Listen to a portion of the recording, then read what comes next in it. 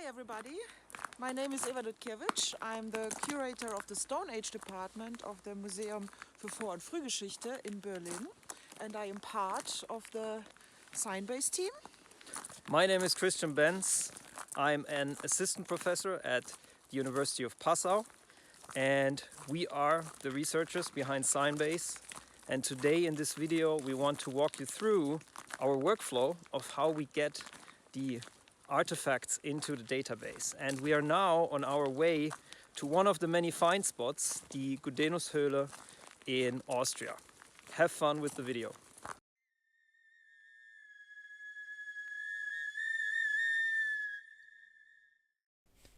Humans in the Paleolithic lived as hunters and gatherers, sometimes dwelling in open-air sites and sometimes dwelling in caves. As archaeologists dig through the many layers of sediments that have accrued over thousands and thousands of years, they encounter the material remains of these bygone cultures, such as stone tools, most of the time, flora and fauna, and in some cases what are called mobile artifacts made of bone, ivory, antler, and some of these bear what we call signs. These are the artifacts which we in our project are most interested in.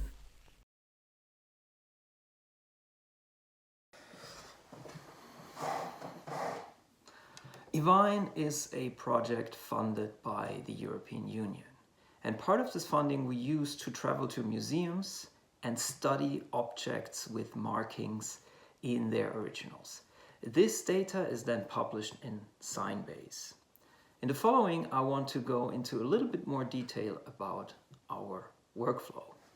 In any archaeological excavation, there are always different stakeholders, which effectively means that all of the mobile artifacts that are found will be distributed across different institutions. The most spectacular ones are going to be in the exhibitions in museums, like the famous female figurine from Willendorf, which you can see at the Natural History Museum in Vienna.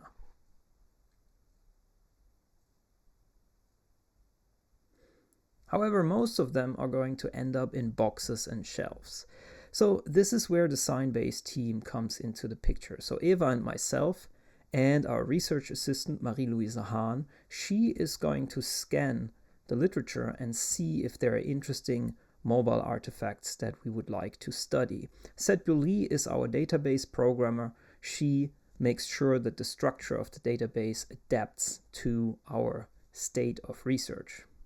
So Marie-Louise is going to work with the literature to start with to identify objects, and then Eva is going to write an email to the respective institutions where these artifacts are held so that we can visit them and study the originals.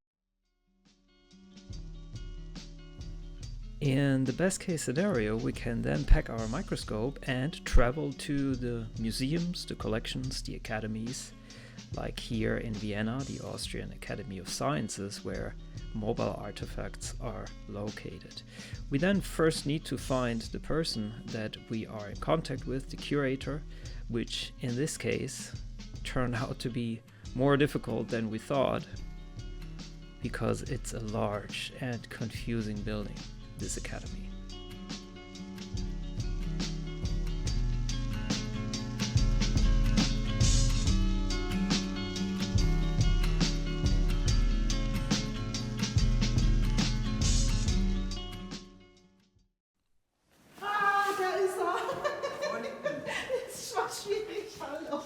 This is Mark Hendel. He is an Academy scientist, and he was as kind as to introduce us to some of the mobile artifacts. The one you see here is in fact just a 3D print. You will see the original later on.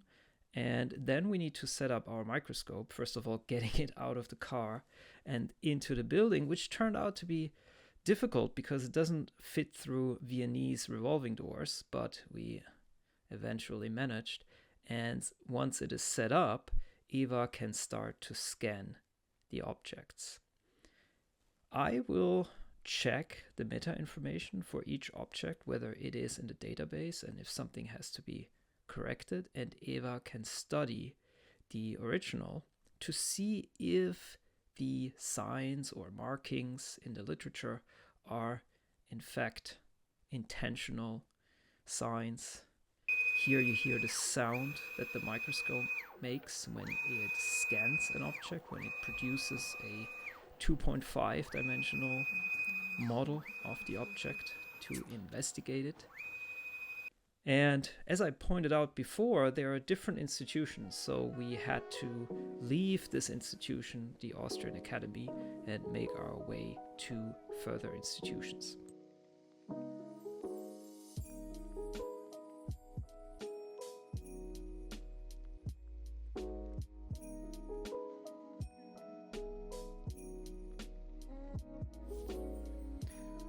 Our next stop was the Natural History Museum in Vienna.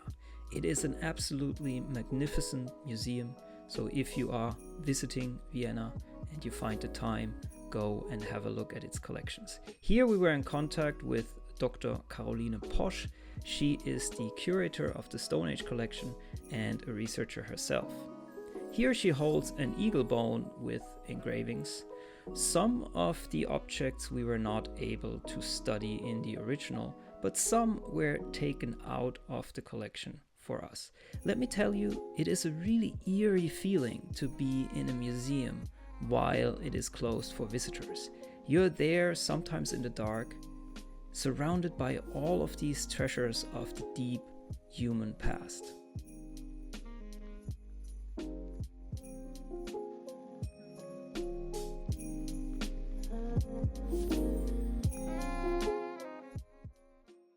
Meanwhile, Eva puts together the microscope to be able to study the artifacts. Here you can see the mammoth figurine, the back of it. The microscope moves up and down in order to produce a 2.5D model. In this case, there were interesting traces on the object, which Dr. Posch is at some point going to publish, but there were no markings in our sense.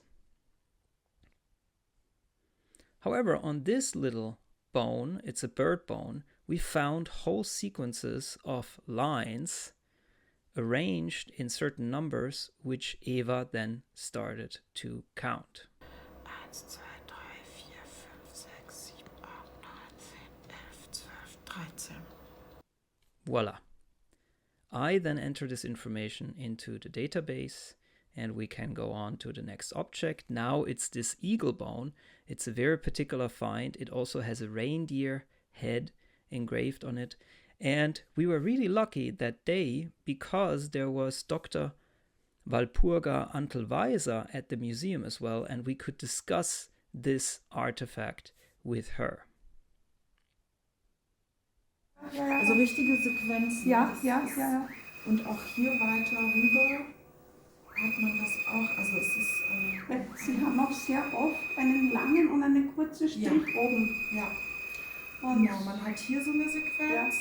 meinen Sie Hier ehrlich? und dann so ein Jump. Ja, genau. Hier Genau, und genau, hier ja, Ende. ja. Und hier wieder ein. Ich meine, Sie werden wohl gewusst haben, was Sie damit meinen. So this was a long but very rich day at the museum. Next day we were on the road again, this time to Mistelbach, where the preparations for an exhibition are in full swing. This exhibition is going to be held from the 15th of March to the 15th of November. This was extremely convenient for us because while the showcases were still open, we could study some of the objects which are exhibited there. So we met the director of the museum, Barbara Schuller, and also one of the archaeologists responsible for the exhibition, Dr. Thomas Einwögerer, and we could study the artifacts right next to other exhibits. Another positive side effect was that Dr. Thomas Einwögerer also gave us a sneak preview into this very beautiful exhibition. Here, Eva and Dr. Einwögerer discussed some of the mobile artifacts. On the right side, you see the ivory lamella that we have seen before as a 3D print. Here we saw it in the original. This is a particular method. This is so-called donut light, which enables to scan and get high-resolution pictures of smaller objects which have shiny surfaces, like this clay figurine of an undetermined animal. So using this method, you get a very nice 2.5D model, even for shiny surfaces.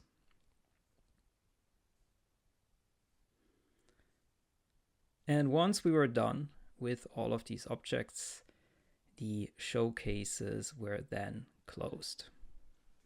Alles außen, okay. Ihr könntet es für mich noch mal 5 Minuten länger halten, so wie ein Golfplatz in der Luft. Wir können auch sowas Genau, machen. ein bisschen springen damit.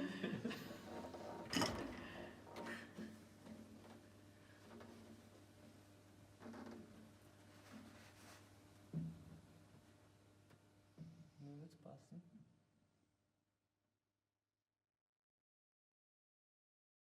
I can only imagine how satisfying and relieving it must be to close these showcases after months and months of preparation for the exhibition. I hope you enjoyed the video. Maybe see you next time. And by the way, we did, after all, make it to the Gudenus-Höhle.